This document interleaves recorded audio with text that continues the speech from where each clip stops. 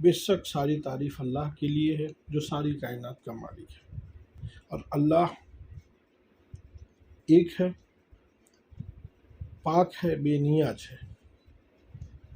اب سوال یہ اٹھتا ہے پرشن کہ اللہ جب ایک ہے تو اس کے ساتھ اس کی تلنا کیسے ہو سکتی ہے؟ کسی کے ساتھ بھی تلنا نہیں کی جا سکتی ہے۔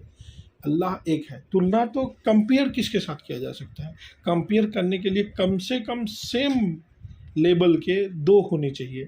جیسے کہ مان لیا سپوز دو آدمیوں کے بیچ میں تلنا کرنا ہے تو دو میں سے اچھا کون ہے وہ۔ اب جب خدا ایک ہی ہے تو اس کے ساتھ کمپیئر کرنے کا کوئی چانس ہی نہیں بٹ رہا ہے۔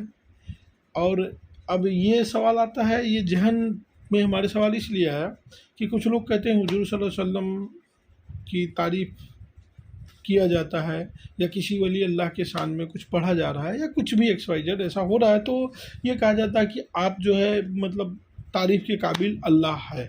بے شک اللہ تو تعریف کے قابل ہی ہے، لیکن سپوز کہ نعت مقدس ایک ہے نعت شریف، سب سے اعلیٰ و اعلیٰ ہمارا نبی، سب سے بالا و بالا ہمارا نبی، اس پہ کافی سارے دیوبند علماء نے اعتراض کیا ہے۔ تو اب اعلیٰ اور اعلیٰ ہمارا نبی، تو وہ تلنا نبیوں کی ہو رہی ہے۔ اس میں شاعر نے نبیوں کی تلنا میں کہا ہے کہ بھئی سب سے اعلیٰ و اعلیٰ ہمارا نبی، یعنی کہ اللہ کے ساتھ اس کی تلنا ہے ہی نہیں ہے۔ تو کم سے کم اپنی سوچ کو صحیح کریے اور ویوستھت طریقے سے سوچیے۔ بات کو بتنگڑ بنانے سے نہیں ہوتا ہے، اچھی ڈھنگ سے سوچیں گے اور اچھی سوچ آئے گی۔ اللہ کی تلنا کسی کے ساتھ نہیں کیا جا سکتا ہے، وہ ایک ہے اور واحد ہے، اس لیے اس کا کمپیئر تو ہو ہی نہیں سکتا ہے۔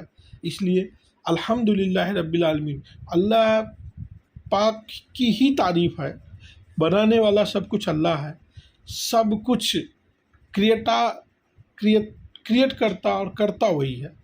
تو جو کچھ بھی اس کی بنائی ہوئی چیز کی تعریف بھی کرتے ہیں نا، تو تعریف تو اللہ کی ہی ہے۔